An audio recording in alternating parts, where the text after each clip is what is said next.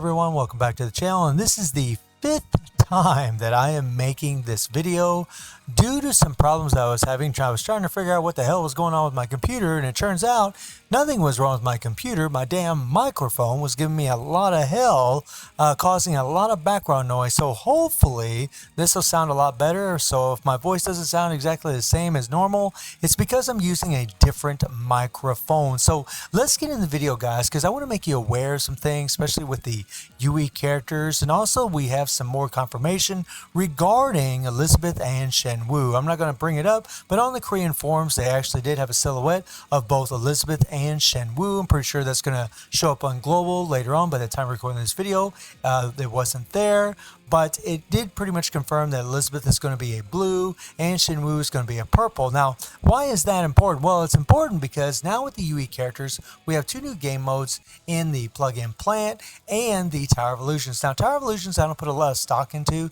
because that is a one-and-done reward. Granted, there's some good rewards in it, don't get me wrong, and I do like the game mode, but it just sucks that we have no replayability, just like what we had with Tower of Trials. But the plug-in plant, we have replayability. That is a game mode where we are going to farm and we're going to try to push tiers in order to get better plugins as we go through it. Right now, currently, everybody's pretty much on tier 4, and we're trying to go to higher and higher and higher, right? Well, the thing is, we have one purple in Mukai that everybody got at A5, which is awesome. Everybody's going to be able to take this character to level 90. Everybody's going to get the most overall points possible since he can go to level 90 with the plugins, which is actually really, really good. So having a character like Shenwu that's also another purple would be a really nice addition to Mukai, because Mukai, he's a massive tank and he's a great character, but he doesn't have the damage like, say, a character like Ashe or Psyche. He's just not as strong as really any of the other characters. So it'd be nice to have a character like Shenwu that's probably going to be a god tier character, especially if he's anything like what he was in KOF 13. I mean, he's a brawling, hard-hitting, no crap-taking machine, and he's really just known for being super, super strong and overcoming anything in front of him. So, the fact that, you only have 2 purple characters is really, really good and helps you get on your way to 3 purple UE characters.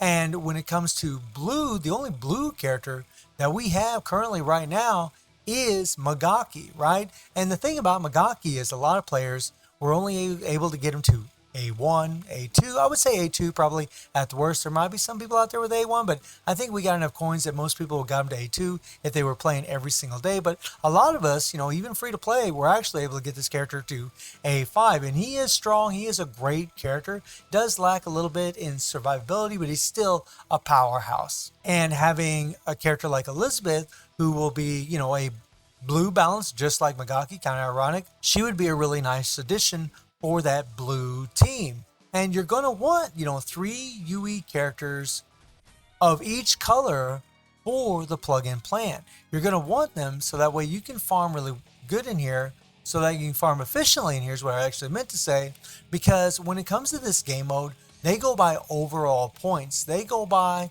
these points right here. The more your team has, every character, the more overall points your team has, the better they're going to do. The easier it's going to be able to farm in this thing, especially considering that tier 4 is actually very difficult, and that's all the higher that we are right now, just at tier 4. It's extremely hard. And the thing that's kind of a hinder here is that you need A3 characters, which leads me into the next point.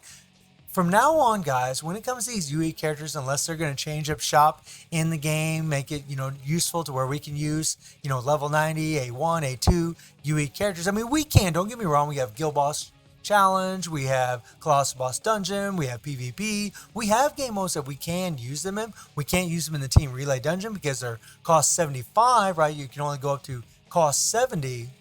But we can use them pretty much everywhere else. But in the plug-in plant, they have to be A3. So whenever you're pulling for these characters, and if you want to use them, especially for farming in this, especially early on right now with the plugins where we're trying to get characters leveled up so we can farm in the plugin, you really do want a minimum of A3 so that way you can use them here. And I would actually argue that actually having them at A5 would be, well, it's not really an argument, but I would recommend really trying to go for A5s.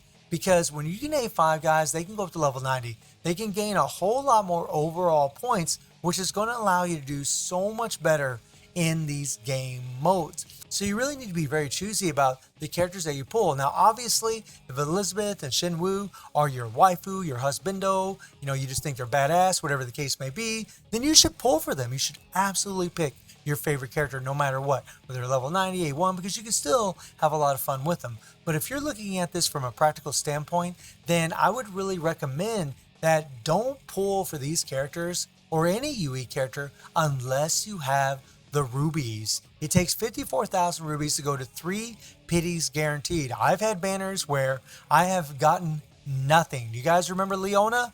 7 pities to A5, that character. 7 pities, right?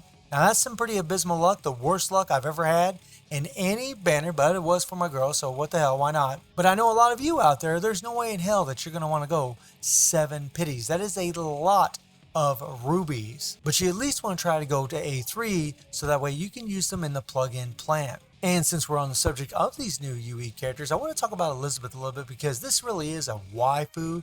She really is an absolutely beautiful looking character. I've always loved how Elizabeth looks, her personality. Like, she's just gorgeous, right? Look at those eyes. Look at the way she looks at you when she smacks that whip on her hand. If you don't like that, I don't know what to say, man. I really don't. I think that's pretty damn awesome. But when you look at her skills, whenever this character came out, she was actually quite strong, especially in PvP. She was good in PvE, but she was actually quite strong in PvE due to her range on her first skill, due to the fact that she had, grab, strike, and blast skills, all with all 3 of her skills. It's just such a beautiful looking skill.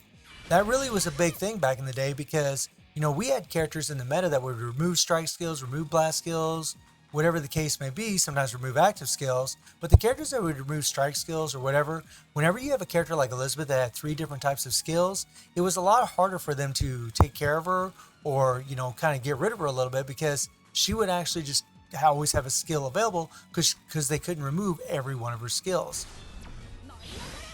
And I really am hoping for the best as far as her 3PG. I mean, when you look at her 5PG animation, this is a full screen animation and it is just such an awesome animation. I loved it when I first saw it, and I really am hoping that we're going to get something really special with the UE characters. I mean, if we have anything to go by, like as far as what Ashes and Psyches and Kusanagis and Makis, 3PGs, like and Magaki, like all of them were just insane, guys. Even Mukai's was really, really good. They did such a good job on those 3PGs, and I'm really hoping with an animation like what Elizabeth has that they're going to go all out, and really the same for Shenwu. I just hope that dude hits like an absolute truck because that is what he should do. We should be seeing one-shot, one-hit knockouts, even though we probably won't see that. But so I'm expecting him to hit like a total truck, and I'm expecting Elizabeth to be a quality character. But do keep in mind, guys, that you really do want to get these characters at A3 at a minimum if you are going to use them in the plug-in plan. And even if you're going to use them